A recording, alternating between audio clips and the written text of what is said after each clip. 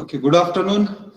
And in subject of engineering thermodynamics, today we are going to see work done, which is a path function, how it is a path function, and how to calculate the work done in different processes. Processes just like a constant pressure process, constant volume process, or constant temperature process. So we will check out analytical or what are the formulas, how it is derived to calculate the work, and as well as we will conclude our today's session with macro and microscopic approach of thermodynamics. So this is the content of today's lecture. So let's start. Now, in last video or lecture, we saw that how we can say any device, any equipment performing thermodynamic work.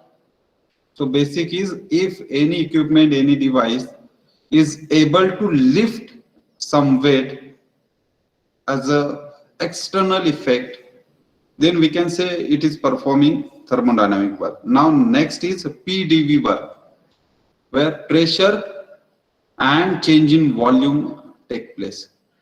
So by multiplying pressure into change in volume, we can find out how much work is done. So what is that PDV work? So imagine there is some piston cylinder arrangement, one gas is entrapped. We preferably use that gas because it is compressible. So it clear the idea, really it is going to get compressed and pressure get rises. So suppose there is a one cylinder and a gas is entrapped, and with the help of piston, we are entrap this gas, and we are going to plot on PV diagrams. Suppose before compression, the properties of this system is P1 and V1. So as it is known as a state, so state can be represented as 0.1. And after compressions, so if I am going to compress the gas, so definitely volume is reducing and the density of your gas is increased. Due to that, pressure increases. And we know very well that pressure is related to temperature. So if pressure increases, so temperature will be definitely increased. But right now we are just talking about P and V, pressure and volume. So before compression, pressure is P1, volume is V1. And once I compress this gas, so its pressure will increase, volume is decreased, and the state is P2, V2. We can plot this state. So this is a second state. So we can say that state is a point function. Why? Because initial state, which having a property pressure P1, V1, so we can represent as a dot, as a point. Final state with a pressure P2 and volume V2, we can again represent this final second state as a dot or as a point. So state can be said as a point function. It can be completely described with the help of point, having some fixed value of properties. But when this state gets changed, your system follows some process, some path. So if I join all those points, so I get a path. So suppose our process is following this 1 to 2 path, and by adopting this path, we shifted from state 1 to state 2. Now here, how to calculate work done? So graphically it is said that whatever be the area under the graph is always equals to the work done by that process. So process 1 to 2 is there. So whatever be the exact area under this graph, that much is the work done. And this work done is known obviously PDV work done. But it is a graphical representation. Analytically or numerical formulae, how we are going to derive, so we will check out on later slides. But right now, graphically, we can say that whatever be the shaded area shown, that is work done during process following the path 1 to 2. So when the piston moves from position 1 to position 2, volume will change from V1 to V2. That means volume actually going to reduce. Then the total amount of work done is given by, so volume V1 to V2. So volume going to change. So integrating with respect to volume V1 to V2 and P multiplied by dV. So P pressure, dV change in volume. So we can get work done, but graphically we can say the area under this process path is equals to the work done. Now we will see why work is called as a path function, why state is called as a point functions. So any state of a system can be completely described with the help of point on PV diagram or TS diagram. So we can completely describe this is the state of our system with the help of point. But work we cannot describe with the help of point. It is depend on path followed by the system. So it is called as a path function. So let's see. Suppose same example, piston cylinder arrangement is there, gas is entrapped and piston is there. If I am going to plot the system, the initial condition P1, V1, P1. So this is the state, initial state of a system. So we can describe with the help of point. Then after compression, the conditions or property of system get changed and it changed to higher pressure, lower volume and corresponding temperature will be higher. So P2, V2 and T2. These are the property after compression. We can plot on PV diagram. So we are just considering pressure and volume. Now suppose this compression following one particular path. Suppose path A is there. So according to this path A, we are shifting from state 1 to state 2. So what is the actual work required during this compression? So actual work required during this compression will be the area under this graph A. So this shaded portion is the amount of work required when we follow the path 1-A-2. So 1A2. Initial and final condition are same, just we follow the path A. Imagine for the same change might be possible I am following the path B. Ultimately, I am starting from state 1 and finally I am reaching to the state 2. So final property of system remains same. I just adopt the second path. Suppose path B. Now in this case, if my process follow the second path B, so if I am going to calculate how much work is done during compression, how much work is required to supply during compression. So area under this graph. So this time area under this graph will be higher than your previous. Suppose I am following another path C. My initial and final state are same, identical in each case. Just only I am following the path different. So compression work required become different. Now for this case, compression work will be different.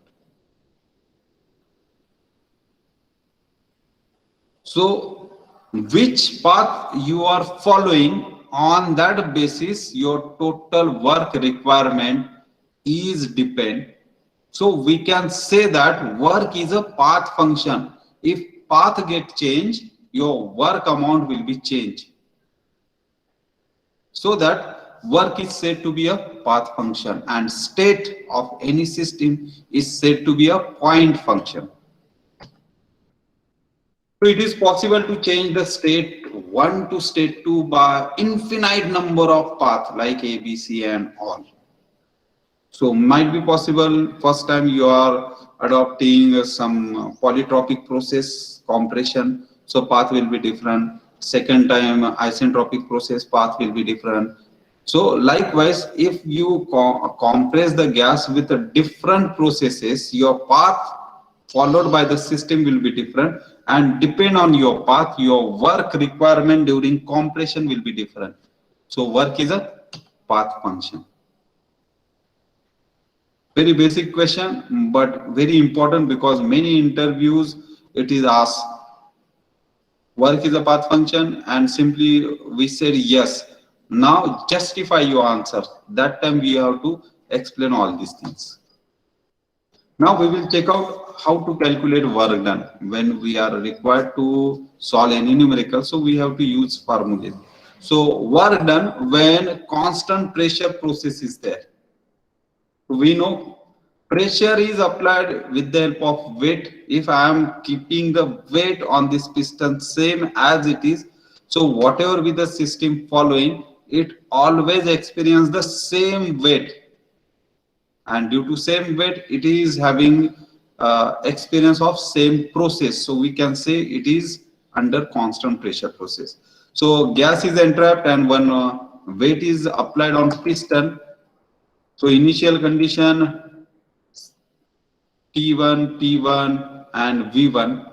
If I am going to plot pressure and volume graph, so PV, so I can plot P1, V1. Now imagine if I am going to supply heat. So as I am heating this system, so due to heat it get expanded, but weight remain as it is. So even though it is expanded but experiencing same pressure, so pressure is same. So second state is P2, V2, T2, but remember as the weight is same, so system experiencing pressure will be same. So P2 and P1 must be equal to each other. That means it is constant. So if pressure is constant, but what happened to volume? Volume get increased. So if I am going to plot on PV diagram, so I get P1 and P2 is same, but volume is increased. So the process follow the path exact horizontal, constant pressure process. And in this case, if I am going to calculate graphically how much work is done, so area under this graph, horizontal line, that is the work done. Now imagine if I am going to calculate by formulas, so constant pressure process, which is also called as isobaric process, where pressure remains same throughout the process or throughout the path. Then work done will be change in volume, pressure is same, P multiplied by dV.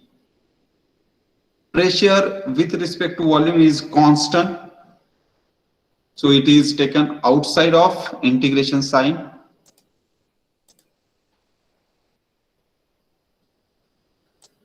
So integration from V1 to V2 of dV. So on simplifying, I get work done during constant pressure process is pressure into change in volume. So we said that P dV, change in volume is dV. So work done during constant pressure is P dV, pressure multiplied by change in volume. Now we will check out for constant volume process. So suppose piston is there, entrap air, and if I am going to heat, so we know that it is going to expand the gas. But to restrict the piston movement, expansion of gas, I provide a stopper. Now, if I am going to draw on PV diagram, so initial condition is temperature T1, pressure P1, volume V1. So I can plot on PV or PS diagram. So on PV diagram, state 1. Now imagine if I am going to provide a heat.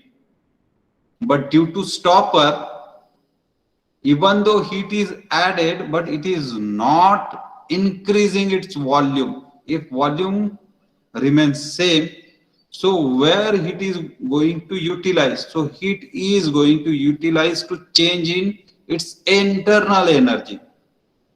So internal energy will reflected in rise in temperature. So after heat providing, we observe that temperature is rise, and due to that corresponding pressure also rise. But volume remains same because we restrict to change the position of piston. So volume remains same. So if I am going to plot on PV diagram, so I observe that pressure is rises, but volume is same. So our graph will be exact vertical. V1 and V2 is same. So process will be exact vertical. Now what is the surface area under this line? So it is 0. Because area is at least 2 dimensions, but here as your process is exact vertical, only 1 dimension is there. So area under this process 1 to 2 is 0. So graphically we don't found any area, so we can say work done during constant volume is 0. Now we will check out formula wise. So we know that work done is change in volume.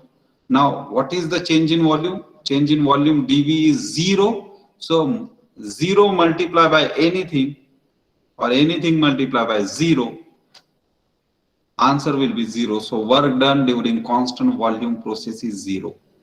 So remember, there is no work done. But in interview or oral, it is not straightforward question. They ask you, show me graphically during constant volume process work is 0.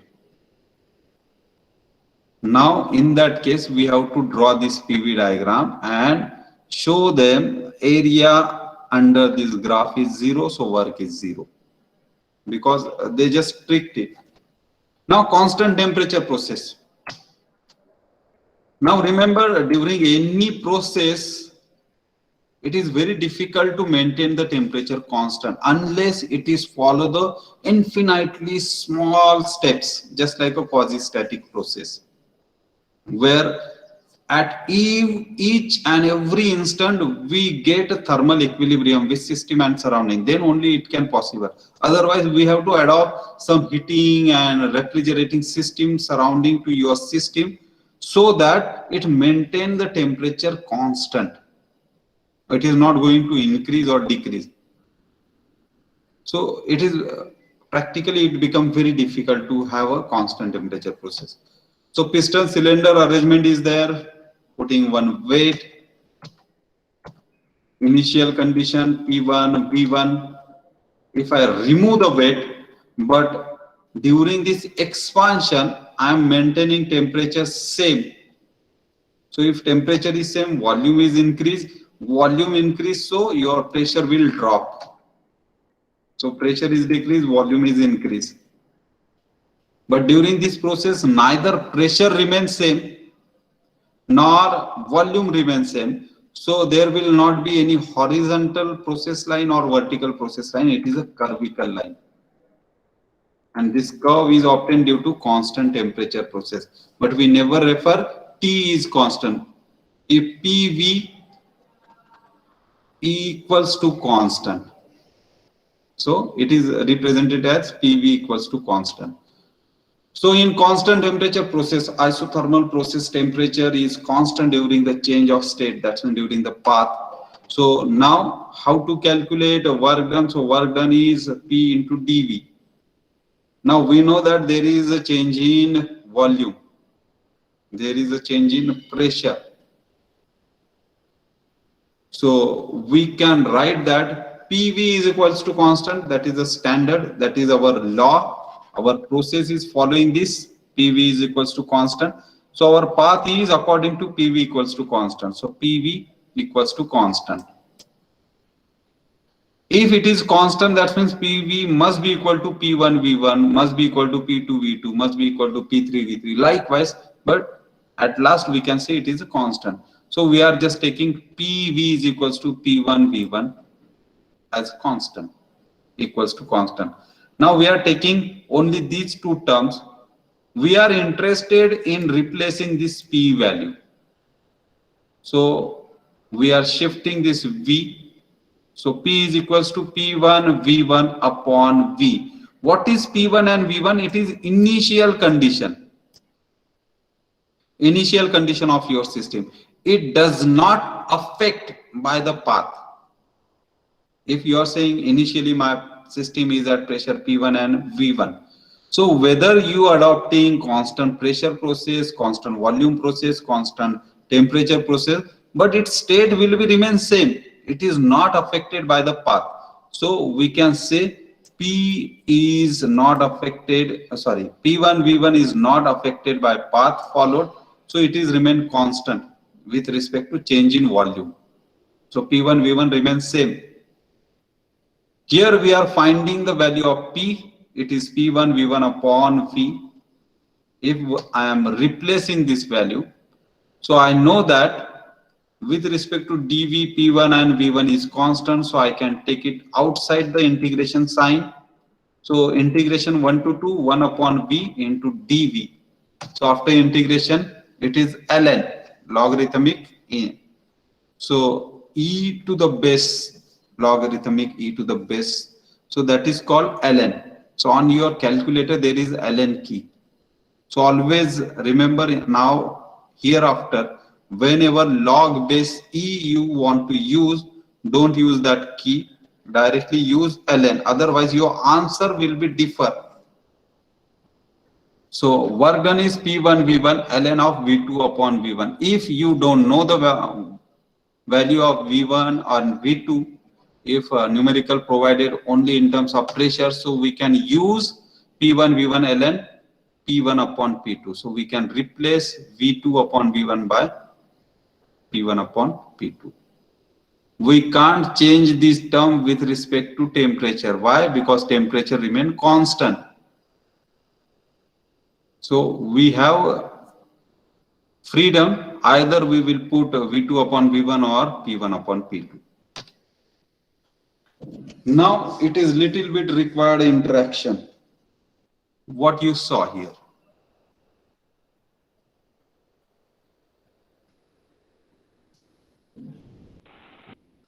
Anyone? What? Stretching and contraction. Correct. So can if I say this is elastic material which can be elongated and contracted by applying force. So is it okay? Can we say for this?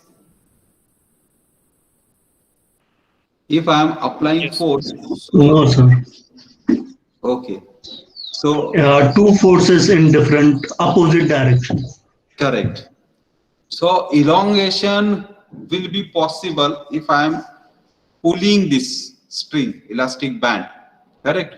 Now pulling, either I fix one end and I just pulling the second end. Then also there are two forces at two ends, or just I am pulling two ends with the help of my two hands. Then also we can say we are applying a force, so it is elongated. Correct. Now imagine everyone, you are doing this. There is one rubber band, and with the fingers you are trying to elongate that rubber band. So on your finger, what you experience? An opposite force. Okay, that means you experience some kind of resistance. Your finger will not be moved freely. That means your rubber band going to try to contract your fingers, try to keep together, and you are forcefully extending. Correct. Yes. So you can experience this elongation take place, but during elongation you can experience the pressure on your finger. Correct. So that is the difference between macroscopic and microscopic. Macro means overall. When we extend this rubber band, we focus or we think only that my finger experiencing pressure. We are sensing that. Through visions, we come to know that this rubber band is extended, elongated, its length gets changed. So these are sensible things. We can sense it. And all these things consider as macroscopic. That is also called as classical thermodynamics.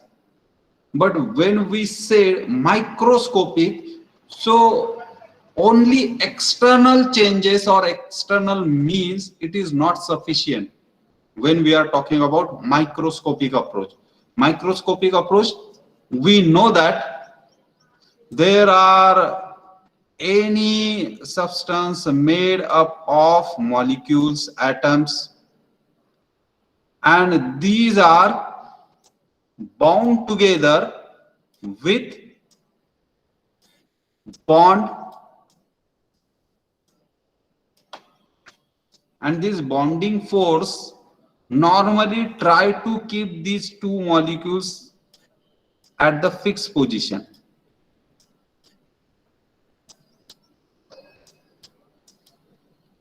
If I am going to apply pressure, that's when I am pulling this string having a number of molecules. If I am pulling this string with the help of pressure P, so what happened? These two molecules try to move away from each other. So actually it is trying to move away from each other in the direction of your applied force. But intermolecular bonding force try to bring them back. So whatever your finger experiencing resistive force, that resistive force is due to this intermolecular bonding force, which is try to retain its own shape again. So that resistive force, this is the resistive force.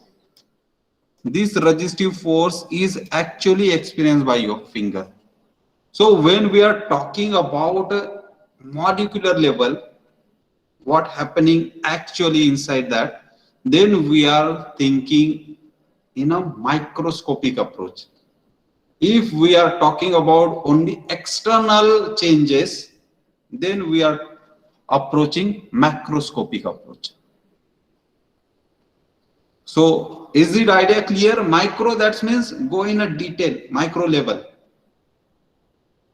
Macro means overall changes. Overall changes we can experience. But whether these two molecules are elongate, are shifted from each other, we can't sense it, we can't visualize it. With the naked eyes, definitely it is not possible to check whether these molecules are separated. So this is also very important question. Many times it is asked in theory exam. So differentiate between macroscopic and microscopic. So I think idea is clear. So now we will see what are the points. First point, this is also known as classical thermodynamics. And this is known as statistical thermodynamics. Now if external asks you which approach was there first, so definitely we can say that macroscopic. When technically we get advanced, then we will go on a micro level. So at the beginning we have only macroscopic approach. When as we technically advances, then we shift it to macroscopic to microscopic. But whatever be the macroscopic, so it is called as classical thermodynamics, and microscopic it is called as statistical thermodynamics. Now next point. Sir, Yes. sir, I have read somewhere that thermodynamic properties does not deals with microscopic approaches. Microscopics. Okay. Yes, sir. Okay. You know, our air or any gaseous molecules are not steady. It is randomly moving. So Yes, sir. if I entrap any gas inside a cylinder, so at a micro level, if we can observe, so their molecules are not steady, just like our solid. Solid, it is completely fixed. Liquid, it can flow, but it cannot move randomly anywhere. But gaseous molecules can move randomly anywhere, correct? Yes, sir. Now, suppose I provide a heat to that entrapped air. So heat will be supplied and your internal energy of gas will increase. Now internal energy of gas is increase, it means where it is going to utilize. So it will utilize in a random movement. So heated gas having a larger random movement at high intensity. In previous video, I said internal energy is utilized for three purposes. Translation energy, because when I supply heat, so its translation range will increase due to addition of heat. It's a rotary energy, so some molecules are rotated, so spinning energy or spinning speed is increased. And then vibrational energy. So other than monoatomic molecules, if it is a monoatomic molecule, then it is not true for that gases. But other than monoatomic gases, each molecules having atoms, and that atoms try to expand and contract, that is called vibration. And due to that expansion and contraction, that internal energy, some part is utilized there, and that is called vibrational energy. So when we say microscopic approach, so definitely in thermodynamic microscopic approach consider, because when we are talking about thermodynamics, that means it is related to heat, it is related to temperature, it is related to change in properties. So all these get changed if we supply heat to system. So definitely there is a microscopic approach. Okay, next move on to second point. In this gross or overall behavior is considered. As I said, we can say that the rubber band get extended, its length is elongated or it contracted. So we are just checking out the overall behavior, what happened.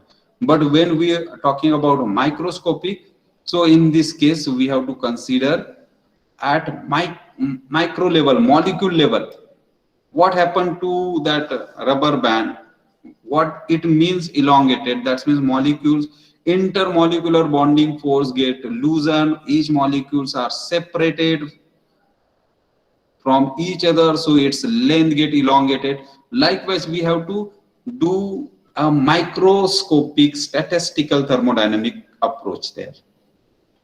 Next, this analysis required a very simple mathematical formula, because we are just checking the overall behavior, overall changes. So we can say if I apply this much pressure, rubber band will be elongated to this much value. So very simple numerical formulas or relations are there. But when we are talking about a microscopic approach, so it is very difficult. It is not straightforward one sentence formula, because if I am adding heat, so its rotational energy changes with a different intensity, translation energy changes with different intensity.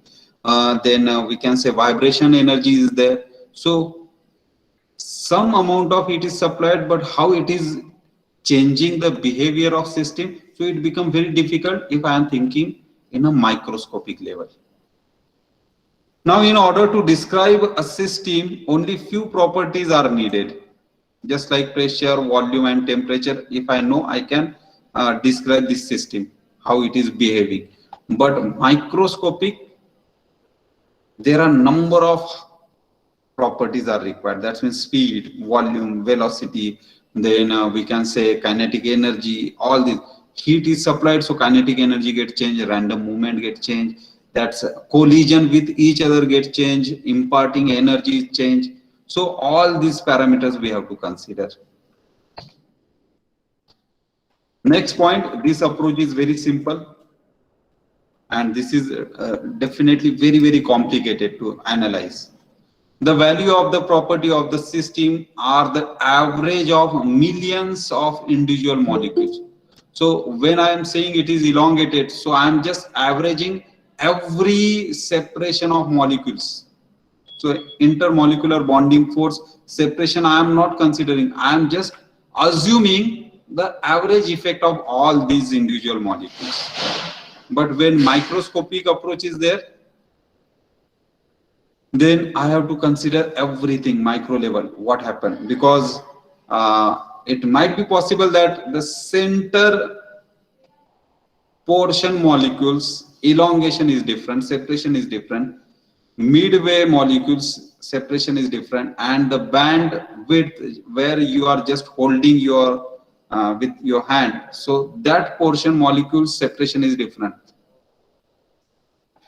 Now the next, the property like pressure, temperature, volume, mass, it is considered. So very simple properties, but here we have to consider velocity, that is movement, momentum, impulse, kinetic force, all these we have to consider, but at microscopic, which become more difficult. And the last point, this approach, the change in property can be felt by our sense. So we can sense this. We can sense the pressure applied on our finger when I am trying to elongate. We can visualize that actual elongation is there. We can see the bandwidth elongated, its length get changed. So we can use our senses to observe all these macroscopic changes. But microscopic, there are some limitations. We can't sense it, but under microscopes, we can observe the changes. Otherwise, just like a rubber band is a very easy example, but each and every substance existing on earth is having elastic in nature. You might be read that glass having a brittle material having a elasticity, but its elastic range is so small that before it going to elongate appreciably, it get breakout. So we categorize as a brittle material. But elastic material, it shows the appreciable deformation. But remember, each and every material on the earth is having an elastic property, but having a different range. Even though stone is there, under pressure it get compressed. That means it contract, but we can't visualize it because after compression it breaks. So we can observe directly the stone get break when pressure is applied. But before breaking, it having a very small, but definitely there is a elastic compression. Glass, we said glass cannot be compressed, but in actual there is a compression, but the range of compression is very small. And before we measure it, before we visualize it, it get broken out. So all these are the brittle materials.